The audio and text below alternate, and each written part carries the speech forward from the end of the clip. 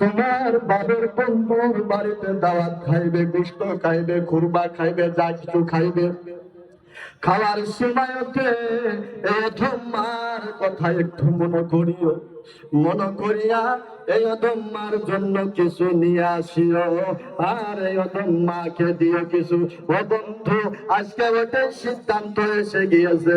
কেননা একটা কুরবানি তিনটা হিচ্ছা করা হয়, কারণ একটা চ্যাংরা আছে খারাপ হলে ওই ভরাও আসল দিনে লইয়া পাইকারি করা দিচ্ছি তিনটা হিচ্ছা হয়, কারণ যে এটার জন্য বন্ধু এই যে ইব্রাহিম নবীর সন্তান ইব্রাহিম, ইব্রাহিম নবীর সন্তান হযরত ইসমাইল, ইসমাইলের মা হলো মা হাজারা। উনি বলেছিল বেটা কিছু দাওয়াত খাইয়ে নিয়ে আসিও মার জন্য।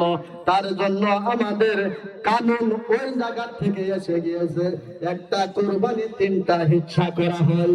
একটা হিচ্ছা হলো সামাজিক, আর একটা হিচ্ছা হলো আহলে আওলাদ, তার মানে ফকির মিসকিন।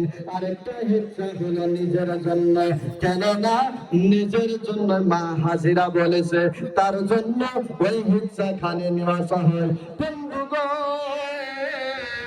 কুরবানি করতে শেষ আলোচনা করে দিয়েছি।